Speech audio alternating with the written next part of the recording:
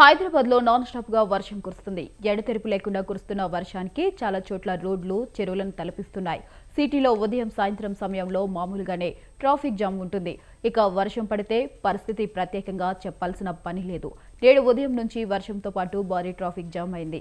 అయితే సాయంత్రానికి హైదరాబాద్ లో వర్షాలు తగ్గుముఖం పట్టే అవకాశం ఉందని, రాత్రికి అక్కడక్కడ మోస్తరు వర్షాలు కురుస్తాయని తెలిపింది వాతావరణ శాఖ.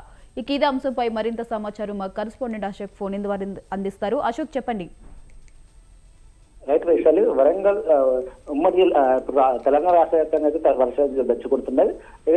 ముంత తుఫాన్ ఏదైతే ఉందో తెలంగాణ ప్రాంతాలన్నింటినీ విలమయం చేశాయి. ఇటు బీభత్సంగా చూసుకున్నట్లయితే హైదరాబాద్ కావచ్చు, ఇటు ఉమ్మడి వరంగల్ కావచ్చు, ఉమ్మడి ఖమ్మం కావచ్చు, అన్ని జిల్లాలు కూడా తడిసి ముద్దయ్యాయి.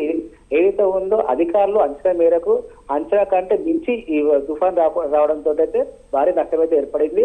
ఇటు హైదరాబాద్ లో కూడా మొత్తం ఎక్కడెక్కడ ట్రాఫిక్ జామ్ అయిపోయింది.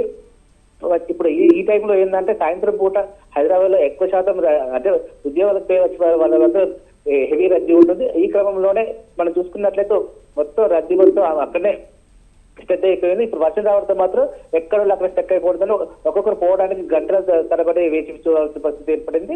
ఎక్కడ ఏ జంక్షన్ చూసుకున్నా కానీ మొత్తం అయితే మన రహదారులన్నీ నీటిమయం కావడంతో పోవడానికి గంటల తరబడి మొత్తం రోడ్ల పైన వాహనాలు నిలిచి ఎక్కడెక్కడ అయిపోయాయి.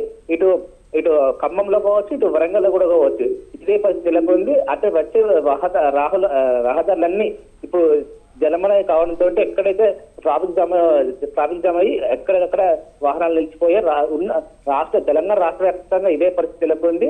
ఏదేమైనప్పటికీ ఈ తుఫాన్ మాత్రం ఇటు వచ్చే అంటే వాహనదారులు కావచ్చు, ఇంట్లో ఉన్న వాళ్ళని కావచ్చు, బయట ఉన్న వాళ్ళు కావచ్చు, ఎవరినైనా చూస్తున్నా కానీ ఈ తుఫాన్ మాత్రం అందరినీ ముంచెత్తుతుందని చెప్పవచ్చు వైశాలి.